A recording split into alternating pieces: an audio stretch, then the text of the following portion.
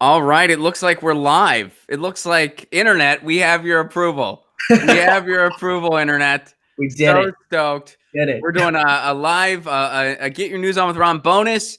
You guys know I've been trying to do more guests. I've been trying to get more guests on the show, and we got a guest today, comedian, very funny dude. I've known him forever. I've known you for a long, long time. He tours a lot with Lee Camp. He's got you still got Forkful going, right? Yes. He's got Yeah. his own show, Forkful of Noodles. I've been a guest on there a couple times. It's a fun show. Please welcome to the show, Krish Mohan. Hello. What's up, buddy? It's been a while. So tell me, let's jump right in. First of all, how you've been? How have things been? How's married life? Married life is good. It can be Mhm. challenging at times, but for the most part, it's good. That's It's, good. yeah, nothing's different. Right. Yeah, it's just kind of like, well, we got this piece of paper now, Yeah. and that's happening. Yeah. Yeah. I Mhm. got an extra ring. That's about the only big difference. Everything else is the same. Where we still like every so often are like, what? How did we not talk to each other about this major life decision that we made? So So I think, you guys don't talk at all. It's just sort of like you just sort of grunt. yeah, Like she comes home, you're just like, huh. And she's like, yeah. hmm. And then you're like, all Mostly right. like immigration thing, like I gotta marry a white lady to like make sure America stays off my back. No, it's So hard because I tour so much, and when I'll come home, there'll be like little subtle things that are different, and I'm like, I don't know where someone like, it's like I don't know where these cables are or something, and she's like, oh yeah, I didn't tell you because you've been gone, or she changed what she's doing with like her food routine or something. So it's just a matter of like continuing to learn how to communicate with each other, especially when I'm gone for like 3 to 4 weeks at a time, and we only get to talk like 2 or 3 hours, every couple of days, and then half the time we're talking about like social issues anyway, or like philosophy or whatever. So when we don't really, so we have to figure out like, okay, how do we talk about the life shit and not forget about that while we're well, yeah, at it. man, because when you're traveling, that's like the last thing you want to talk about. You miss the person, so you want to like talk about fun stuff. Yeah. Like I don't go on the road near as much as I used to. I don't go on the road as much as you anymore these days. But whenever I do go, and like I talk to my fiance, I want to catch up. I want to hear about her day. I want to like have a nice chat, and I don't want to talk about like administrative stuff. You know what I mean? Like I just don't want to do that. Yeah. Sometimes we have to. Like there are times we have to where she's like, "Oh, I got to send this. I got to send this. I got to send her RSVP in for this thing or what, like whatever it may be." But Right. yeah, so I feel you there.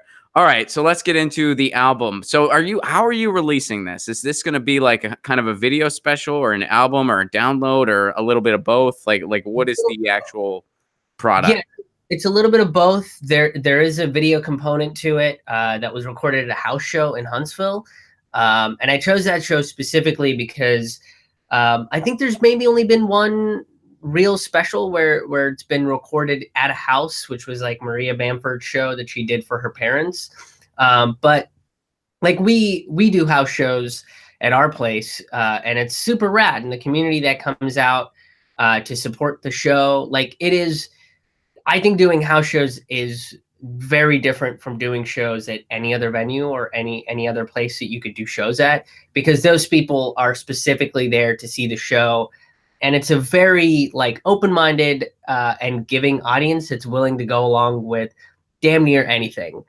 So I kind of wanted to capture that vibe, and I think you kind of get the feel of like what it is to perform stand up at a house show. Um, and then the other two releases are the physical release and the iTunes release, that the regular distribution. And what's it called? It's called Empathy on Sale. All right, man. So are people buying the empathy? Are they into it? I Are hope they? so. I mean, you're selling it. You're like, I got some empathy here. This is all.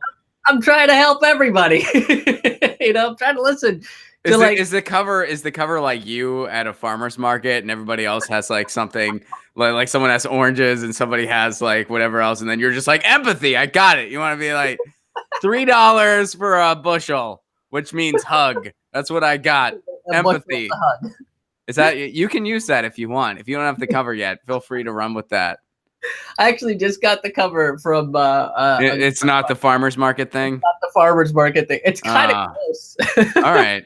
All right. It's me selling a car, because the first track is, And the car is named Empathy. yes. The car's name is Empathy. You're just like, that's what I meant. Yeah, And that's we're what like, all right. We were wondering why Empathy was going for $3,200. Now we know why. It's actually this 95 Honda Civic. Oh man, whatever. that's very close to what my wife's car is right now, by the way. Those cars will go forever, man. I mean, those cars will. Civic, and it is terrifying to be like, it's so low to the ground. Yeah, it will never die though, man. She's eventually gonna have to just move on from it because those cars will go forever. Yeah, she's having some minor transmission problems where her mechanic So that's is like, gonna be the end. That'll be the end. That'll be the end because it'll cost more to fix that transmission than it would to like just get a new car. It'll get to that point. Like like the transmission will be, because that's how my Accord died. I had a 98 Accord. I used to live in it. You remember that card? Card. I said card. You remember that car? That was my 98 Accord. I lived in it. And you knew me during those days. Like that was when we would see each other a lot. We did some road dates together. And that was when my life fell apart. You were with me through that, or you knew me through all that. That was a fun chapter. But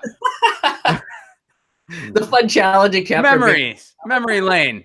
You knew me when I went from Anyway, I used to live in that car, and it finally, the transmission went. Like the transmission was pretty much done, and the mechanic was just like, "Look, it would cost. You could replace this transmission. It costs like twice as much than this car is worth."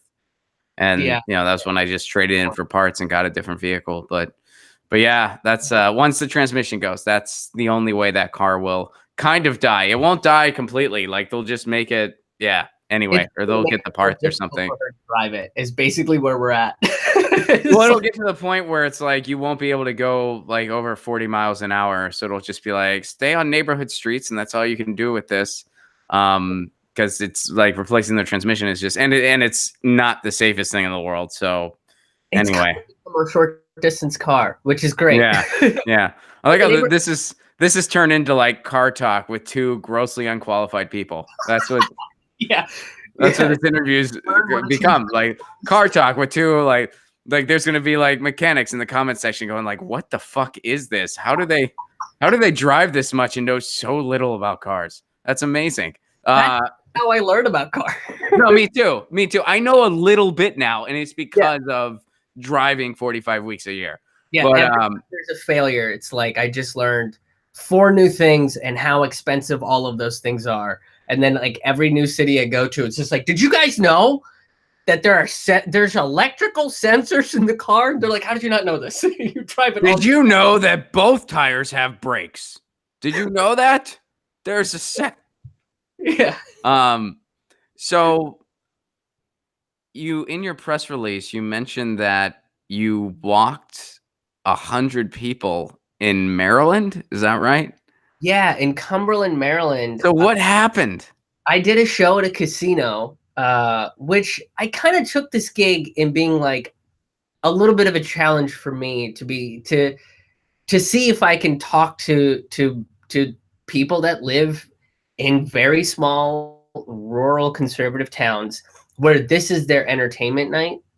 So they kind of just bought a ticket to see the general idea of comedy. Right. And within the first 5 minutes, I saw 2 tables leave. And the first 5 minutes of the show is me talking about the fact that I'm an immigrant in America. Were you headlining, or were you? Yeah. So you were headlining? Okay. I bombed for an hour straight, and they had sold about 290 tickets, and it's just like big casino hall, in the basement where they're away from the slot machines and stuff. So there's 290 people in this place. There's 2 people that came to see me, which I was like, how the fuck did you guys find this place? And at the end of the show, the host of the show, who was like a radio DJ, was like, I think we walked over 100 people. Like over 100 people were actively so mad at what I was saying that they just decided to walk out of the show. right? And a lot of what I'm talking about is how like we're incredibly What's the radio DJ? Did he say it in a radio DJ voice? Was he like, "Hey, Christian, not so good news, man. We walked 100 people. The time is 8:25." I would have loved it. All right, we're playing Here Comes the New Led Zeppelin, right? She was not. She was very confused because I think like she politically lined up with what I was saying, but she lives in this area, so she can't really like show what her politics are. And there were a couple people after the show that came up and were like, "Hey, this is the place that needs what you're saying the most." You know, like people don't get to hear this sort of stuff often, so like they need to hear it the most. And then I got a couple of Facebook messages from people that were at the show. And one of them said that I need to learn how to do comedy for adults. That's what he told me. He said there Well, was, I mean, what did you have balloon animals or something? How was your comedy for children? well, Ron, you know how kindergartners are always talking about the downfall of late stage capitalism and you know how we've been going to war for oil for an incredibly long time. Just basic kindergarten stuff. Like, you know how kindergartners are always talking about like, you know, the social responsibility of saving the planet, you know, just basic first grade stuff. Yeah, I mean, yeah, right. Okay, I got you. You should do comedy for adults. Yeah, Well, did you ask them to expand on that? Were you like, how is this not comedy for adults? I didn't. I took my wife's advice, and she was like, "Don't respond. Don't respond to that." Yeah. It's not a good idea." Because he was really mad about it, and he was like, "You talked about religion way too much," and I was like, "Adults don't like. That's like not something adults can talk about." Yeah, adults need, you know, adults have to believe in an unprovable deity up in the sky that dictates their life. Well, it's just kind of funny because it's like that dude. I mean, and you know, I didn't see the email, but it's sort of like he's basically saying, "Hey, man, dumb it down," but like framing it as do stuff for adults, dumb it down. Like, what is that? What does that mean? Like, do you? Kind of what the feel was, yeah. And hey, maybe this guy. I mean, maybe we are, you know, straight up de-evolving, and this guy has a point. Who knows? Oh man, yeah. And if that's the case, that's like super, super upsetting to be like, oh man, I'm trying to like. Did you ever just want to bail at any point? Were you ever just? I mean, you know, I full admission, I hate casino gigs. Like, I hate them, and I actually had an experience. This was in December, so I don't do most of my touring now. Like I do a comedy tour with Graham Elwood, called the Progressive Comedy Tour. So we do that. I'll still do some road stuff with Jimmy Dore. And then I just do my own stuff. And then I also do house shows like you do. Like I do house shows as well. Because I kind of thought like, and we can talk more about the concept of house shows in a minute, but I kind of saw like musicians like getting to participate in this really cool circuit. And I was like, why don't comedians do that? And some do. I mean, you know, Tig Notaro did. And then I guess Maria, I'm not familiar with Maria Bamford's thing, but I guess she did as well. But I kind of thought like most comedians don't participate in this and they totally should. So I started doing house shows about a year ago too. But and I've had a really, really amazing experience with it. I've only done like 4 of them, but it's been like 4 for 4 by like a lot. Like some of my favorite shows of the year, pretty much. Yeah. Yeah. But all right, let's put a pin in that for a second though, because I want to stay on the casino thing for a minute. But like, so I did. There's this one casino that's kind of close to me in Los Angeles that I would play like maybe once a year, and they hit me up about dates, and it was right after the holiday. I didn't have much going on. It was just kind of a downtime, right? And it was just just an easy opportunity to make some easy money. And I was like, sure, why not? Like, I don't see, like, I usually don't take gigs like this much anymore. I just, you know, I'm just doing other things now. So like, I'm not a road comic anymore. I was for a lot of years. I had a great time, but I'm just doing other things now. And, but I took it and I was like, oh, this is a muscle, you know, like for a lot of people, like road comedy and just kind of doing regular comedy, especially when you want to touch on topics like politics and religion and social commentary and, you know, stuff that I do in my comedy, Krish does in his comedy. you know, you kind of have to figure out a way to sort of adapt what you're trying to do when you're just playing what we refer to as a road room, which essentially just means people aren't there because they're into you. People are just there because it's comedy night. So they don't know what they're getting into, and you have to make them laugh, basically. And it's kind of a certain muscle. And when I showed up for those shows, that muscle was weak. Like I was not used to working that muscle. And I was just so used to being able to tell a yellow vest joke and people knew what the fuck I was talking about. And that's just, I tried that joke and people just stared at me. And it wasn't because they were offended or they didn't want to go there with me politically or anything like that. It's because they just didn't know what the fuck I was talking about. And then I just started going through a lot of the stuff I was working on and realized like they're just not going to know, like a general audience just might not know where I'm going. And so I didn't enjoy it at all. Like I mean, I did fine. I got laughs. Like it's not like I bombed by any means. And I was only featuring, so I didn't have to like there was a comic that came up after me. And it's not like I made their job hard or anything. Like I did fine, but it was very just average. Like it was a very just lukewarm set after lukewarm set. And then finally the last night, like muscle memory kicked in and I remembered how to work a room like that. Like I just remembered this is how you work that room. This is where you go. This is how you win them. This is how you get their trust. I just forgot how to do this for a minute.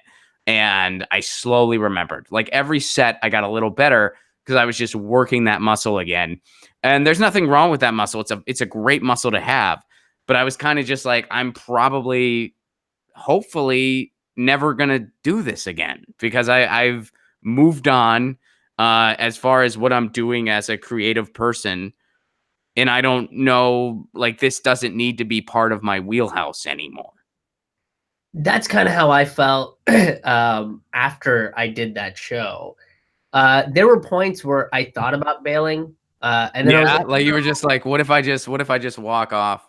yeah, like I mean, like I don't think anyone's gonna be upset, but at that point, Was the venue? I mean, they were probably kind of pissed. They didn't give a shit. That's awesome. Nobody came up and like said anything to me, and then like the booker. You're booked there again next month, aren't you? I would, yeah. They just totally. There you go. That'd be amazing. You're like, I got to get these people back. I gotta try again. Yeah, exactly. If you hated me, I think they're gonna be ready for this time. But that was the same thing as the reason I didn't, there were like these small little moments where like you're saying it's like, oh yeah, I remembered how to work this muscle, or like how to kind of do the right kind of crowd work, or talk to the person in the audience that's, you know, crossed their hands and kind of get them to loosen up for just a minute. And then they would hear, you know, me make a statement or me bring up like a historical fact or something. And then they're back to folding their arms and being real mad about it again. And it was going back and forth. But there was like a couple of conservative people that came up after the show. And this has happened to me a bunch where people will come up and be like, I'm a conservative dude. Like I voted Republican in the 70s and 80s. And like, I agree with most of what you're saying, which is great, which is like kind of cool. Did you ever think for a split second about calling the album Not Cool in Cumberland? Did that ever go through your mind? I didn't. Oh man, that's a funny name though. Did you close by saying, I guess you guys aren't interested in buying any empathy? Did you pitch your merch? I did pitch my merch. You pitched your merch. I did. Did you do it like how Bill Burr did when he did that thing in Philly? You were like, believe it or not, I will be selling my shit after this. I will be selling my shit after this. Kind of like my wife came with me because we got a free hotel room with the casino, and it was a hotel room. Right? That's part of the reason that's part of the reason I took the California thing, was because I was hoping my fiance could come down and just kind of enjoy the amenities. They give you a free room, they give you free food, they treat you well. Like I'm not, and there's a lot of comics that know how to work those rooms and they make a good living. I'm not in any means diminishing it. I'm just saying that for me, it's just not the right fit anymore. It never really was. I never loved casino gigs. I was never a great fit for them. Yeah. But now more than ever, it's like, well, I mean, I'm just doing this other thing, and it's like I just don't So anyway, I'm over explaining, but No, yeah. you get it. Yeah, So we like went over because we had like a food budget and stuff. And so after that said, I was like, I'm gonna need a couple of drinks. And she was like, great, yeah. let's go to the fucking restaurant that's Did open. your food budget cover booze too? It covered food and booze. Oh, that's nice. That's Yeah. cool. So So you were like, I'm drinking on the company's dime. Sorry, I bombed your room. yeah, yeah. And like since then that booker hasn't contacted me, which is probably for the better, right? Like Mhm. they understand what I'm doing and like it's not, and I Do know. I know the book? You don't have to say who the booker is. Do I know the booker though? Yeah, I think you've definitely. Okay. All right. Yeah. Okay. Uh Cool. and I kind of felt bad because I was like, you guys came here for the general idea of comedy, and I'm giving you like, you know, this TED talk with jokes in it, Mm. you know, with a point and a message, and like I have a thesis. Well, did you tell them ahead of time? Like, did you tell the booker, like, hey, I want to do this thing. If you book me, that's what you're getting? I sent them my tape, so All right. So that's, yeah. yeah. I mean, they know what they were. Yeah. That's And fair. but that was the thing is I've worked for them before, and every casino that they've booked me at, I don't do particularly well, but I wanted to challenge myself to see if I could take what I'm doing and then apply it to this like very different environment and see if I can make it work. And there was a handful of people that enjoyed it, and then there was a bunch of people that were like, we don't fit in this community because we don't fit into what this community is. Like it's rural and conservative, and they're not. And then there was a couple of rural conservative people that were like, yeah, we kind of line up with a bunch of what you're saying. So it kind of just got me to think like there is enough people out there that don't fall into the line of like what an actual liberal is or what an actual conservative Oh, is. absolutely. Yes. I mean, especially these days, we're finding out that, a lot of people, especially in rural America, are connecting with a progressive populist message, a genuine one, not an insincere, more the status quo one, but a genuine one. I hear a lot of like, oh man, I really like Bernie. I just wish he was 30 years younger. Like I hear that a whole lot, and I'm just like, yeah, but that doesn't mean that the message is invalid. That doesn't mean Mhm. that what he's saying isn't like what most people want to hear, right? Like, but and I'm hearing that So, a lot from conservatives. yeah. So do you think you might go back to Cumberland and just do like an indie venue or something like that? If there was an indie venue in Cumberland, I've There's looked. nothing? No, it's like Mm. it's a very rural area, and the casino is it. Oh, okay. Well, what's nearby there? Like, what's the nearest like town? Frederick, Maryland. That's about Oh, 45. so you could find like a little rock club in Frederick. Oh yeah, there's actually a room in Frederick that I do once a year. It's this little basement venue called the Cellar Door. There's Mhm. comics that run it, and it pulls a pretty fun crowd. But Frederick, for being a college town, like it's a little conservative. I think the last time I was there was one table that did complain about me, saying that I got too political. Is it just a comedy club or is it like just a venue they run? It's a venue, and they have Sunday Mhm. nights. Comedy happens every Sunday night, and Oh, okay. So they have a set comedy night. yeah, yeah, Okay. So you were all right. I get it. it's a So great. I'm so we talked about house shows. Let's touch on that for a minute again. So how long have you been doing house shows? trying to think when the first like 20, maybe like 2016, Okay. because my wife, like, we live in a like house show community. Like we run, we What does a house show community mean? That like does that just mean a bunch of people live at a house and you guys do shows there and everyone's into it or yeah. So we have okay. All right. a group of people that like we know everybody that's probably going to come to most of our shows, and Mhm. every so often we get some random people that we've never heard of or never seen, but they're like getting introduced to music and comedy and poetry that they've never seen it, and then it's like, oh, what other venues do this sort of stuff? So I think 2015 2016 was probably the first time I ever did like a house show. Is there any type of resource out there that like lists like different houses that do this? I mean, I know like years past we had something like Book Your Own Fucking Life or something like that, which I don't know if that's still around or not. It might be, I don't think but so. is there anything like particular? I know how a lot of musicians do it is they'll go to like a big festival like Folk Alliance or something like that, especially if they're doing, folk type music. They'll go to that, they'll showcase. I mean, it's almost like NACA for house shows. If you're a musician, like you go, and by the way, NACA, we're getting too insider baseball now, but NACA is the college activities. These are conferences you go to get college shows if you're a performer. But so Folk Alliance is a big festival. You go there, you play, and you meet all these house show producers throughout the country that might want to bring you in. Like, is there any type of resource out that like Yeah, that out there for something like a little more against the grain? yeah. There's a website called DoDIY.org, and I Oh, think okay. yeah, this guy just started it and opened up this website and a bunch of like house venues and weird little DIY spaces that like non-traditional venues. Yeah, non-trads is what the musicians call non-trads. That's how Yeah, you if you yeah, want to sound cool, you call them non-trads. grads. So the way I do it is like I let like all my house shows have been produced by, fans of the Yeah, shows that I'm on and stuff like that. And, they reach out to me. We kind of, get to know each other, make sure everything's copacetic on that end. Um, and then I'll announce it. We make an agreement on how it's going to work and stuff like that. I'll announce it. And what happens is people need to email me if they want to attend. And then I put them in contact with the producer so that the producer can make sure, oh, yeah, you're a cool person. So it's been really neat because, people who like, Get Your News On with Ron and the Jimmy Dore Show and stuff like that, they meet other people who also like that thing that they didn't know. So like ever since I've been doing it, like every now and again, I'll get like a tweet or something like that, or a post on it that Instagram that I'm tagged in, and it's a bunch of people that met at my house show that are all going bowling together now. So they're like friends now, and that's really cool.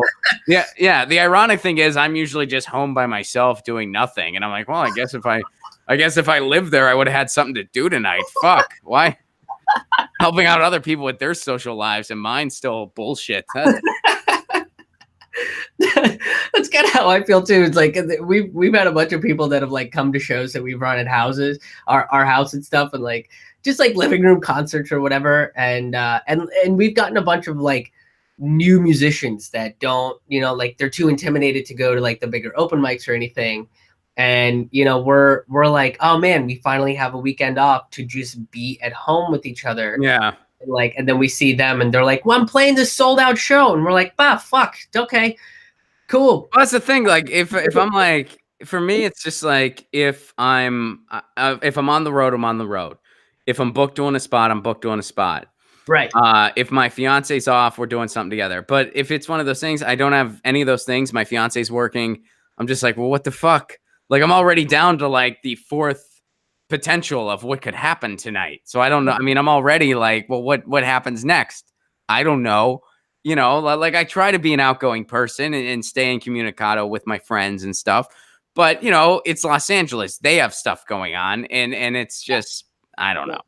So anyway, but yeah, house shows are I really do enjoy them. I love them. When you do them, do you have an opening act at all, or do you just do you do? Yeah, usually like well, so Liz and I went cross country. My wife Liz, we went cross country. And she's a musician. She's a musician. For everyone, I mean, I know that, but I don't, for anyone who might not know that. She's awesome. And on the video special, one of her songs is the bookend to the special. It opens and closes the special. And it's a protest song, so I was like, that's sort of perfect for it. So when we did house shows, we bookended, like we opened with a local musician and then we closed with Liz, and then we had comics in the middle. So it just kind of had like a little bit of a better flow than trying to like go between music and comedy, because then it's like you don't have if it's a duo or something, like the comic doesn't have to like putz around to introduce or whatever. And usually it's like me bringing up Liz, and I know what she needs to do anyway. So with when I just go do house shows and Liz isn't there, I like to have a musician that kicks off the show, because I think it gets people to pay attention a little bit more. Hmm. And then whoever, whichever comic is opening, they don't have to really worry about getting the room to just pay attention, because that's the hardest thing about house shows is when the show starts, just gathering people to like sit down and watch the show. Yeah, so you get somebody to announce. See, I don't. What I do is like I don't have an opening act at all. It's just me, and I just get the person who produced it to say a few words and bring me up. And that's just all we do. Like they welcome everyone. They're like, "Hey, well, thanks for coming. Grab your drink. We're gonna start." And a lot of times, like the last one I did was in Walnut Creek, or no, excuse me, God damn it, Boulder Creek, California, Yeah. Okay. which is like kind of up near, kind of near like San Francisco. It's like Northern California, kind of right in the mountains. It's a beautiful, beautiful town. I really loved it. And the guy that produced it also has his own show called Slow News Day. So he mentioned that, and he like got everyone seated, and he's like, we're here to support independent media and to, go against the status quo because we want real change in this country. Blah, blah, blah. He did a really good job. It was a great spiel. And I didn't guide him on anything. I didn't even tell him what to say about me. I'm just like, yeah, dude, whatever you want. Just say my name last. That's the only thing. And, a lot of these, I'll be honest, man, a lot of these like house show producers, they do a better job than a ton of like MCs I've worked with over the year. Like they're is it Placone? Like it's like, which is fine. Like I'm not, which is fine. But like, Have you had like real bad butchers of your name? oh, totally. And I don't get offended by that, nor do I get Yeah. but it's kind of like you should ask the person. I mean, Right. whenever I was emceeing, I would always ask. I'd be like, "Hey, how do you say your name? What do you want me to say for you?" Sometimes like people just don't even ask. Have you ever had someone just straight up forget your name and it's obvious they forgot your name? Yes. So they just kind of like mumble like syllables and they hope no one notices. Yep. Um and, Yep. and I don't. I've done that too. Like I've been on the receiving and giving end of that. I've had moments where I just completely spaced who the next comic is. So I'll be like, "Ladies and gentlemen," da, Right. Then you're like, and I fucking sell it, and I sell it, and I mean, I've been there because it's way better than saying I forget who the comic is, because I've had that happen to me too. I've had they're just like, "I forget what's your name," and it's like, what the fuck's wrong with you? It's like so anyway. Yeah, but these all the house show producers have done an amazing job. One of them was pretty hammered by the time the show started. She still did an incredible job. yeah, that's sort of the great part. Is like sometimes you walk in, you're like, oh Jesus, you're putting together equipment and you're on your 6th drink already. Yeah. And they're still like banging it out. I love it. I mean, and it is just such a fun, like you can just riff and you can just enjoy it and you can go for, like you don't have to worry about, I mean, I usually just do an hour because that's like, I mean, I feel like any more than that's like just kind of a bit much, but like, you can just riff, you can feel it out. You can kind of, yeah, I enjoy it. It's usually, so this show that I just, Empathy on Sale is an hour and a half.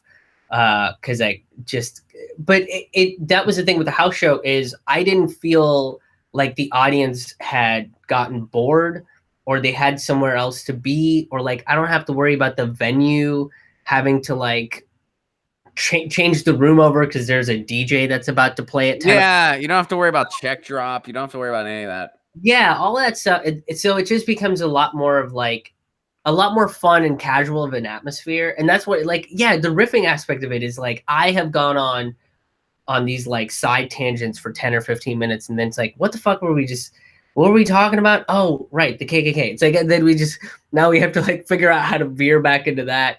But that's the fun aspect of it. Like that's why I like house shows, is there is a looseness to it that I don't think you get at other venues, because then like the casino, it's like, fuck, am I ruining comedy night forever because I'm doing this, and like there's 5 people in the audience that are offended that I I said that I don't like riots. Like, They were a pro riot bunch. yeah, they were like, oh, we gotta take down the establishment with violence, and I'm like, maybe we don't do that. Like, they get mad about that sort of stuff.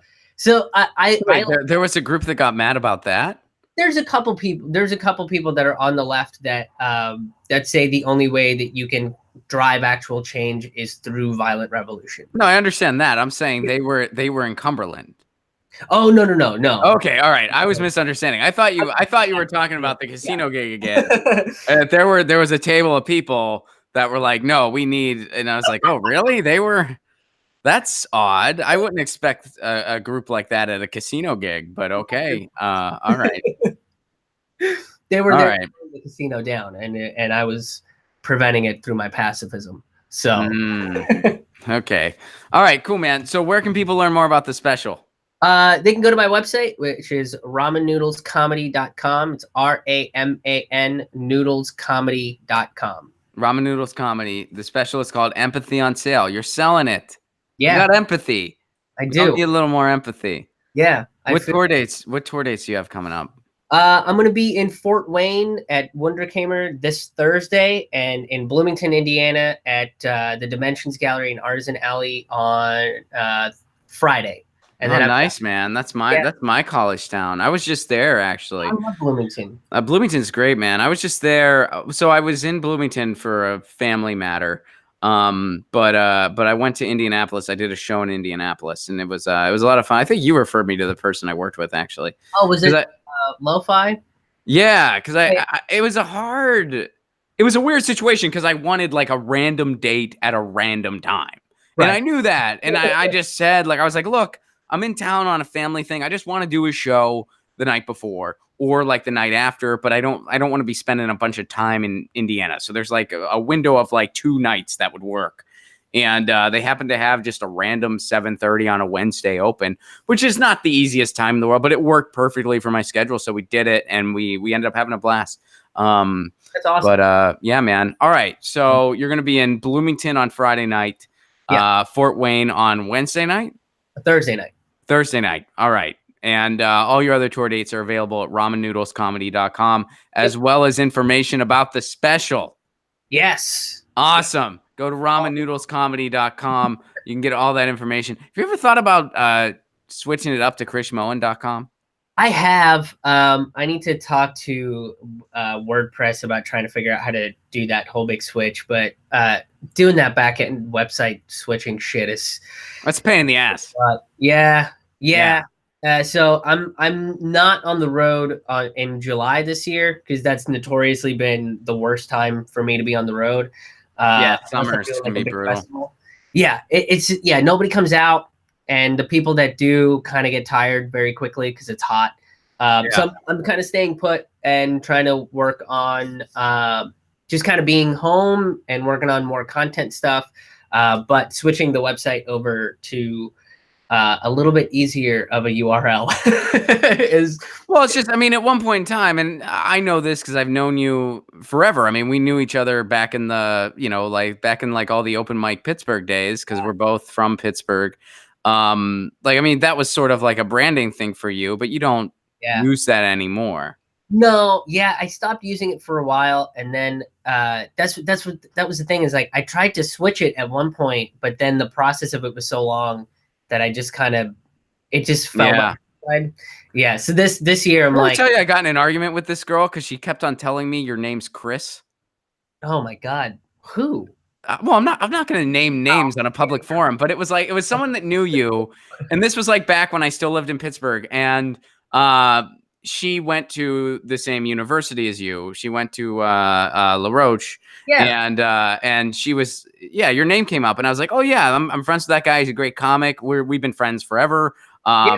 He does at the time you were still doing my website. I was like, Krish does my website. He's helped me out with a lot of projects. He's great. Yeah, we do shows together, blah, blah, blah. And she goes, Chris. And I was like, no, his name, well, his full name is a long name. It's and he goes by Krish. That's what he goes by. And she's like, no, but he goes by Chris. And I'm like, He for sure doesn't. Like, No. that's for sure not a thing. And I've she's definitely got like, to the point of and she's like, oh. he's a little self-conscious about it. He goes by Chris. And I'm like, okay. And then I think I texted you and I'm like, have you at any point gone by Chris? And you were like, no. And I was like, all right, cool. And I think you're like, why the hell are you asking me that? And I'm like, I don't know. Maybe I never told. I thought I told you about this, but maybe I never did. I don't. Yeah, that's so funny. Well, that happened. I defended your Krish honor, and she like, yeah, like it was like she was subtly shaming me for like her projection of subtly name shaming you. Like she's like, he goes by Krish. I'm like, no, he doesn't. And she's like, he's a little touchy about it. I'm like, no, he's not. His name's Krish, and that's his name, and that's what he'll tell people his name is. Like, what the fuck are you talking about? I like how she made that decision for me. You know, right? Like, what the fuck? Confident. Exactly. No, I think this is what you should. This is a better brand. People are gonna like you more. Like she's you are Chris. I know you're not sure about this. So guys, please again, Krish Mohan. Please check out Krish Mohan. That's Krish Mohan. That's not his website though. No. He's got to change that. It's time, and he's working on that. But for now, it's ramennudelscomedy.com, which is a fun URL. It's easy to remember. Yeah. That is a fun URL. So ramennudelscomedy.com. Learn about the special empathy on sale. Check out Krish's tour dates. Come out if he's coming to a city near you. Krish, good catching up with you, buddy. Always a pleasure. Thank you for having me, Ron. Anytime, buddy. Cheers. Cheers.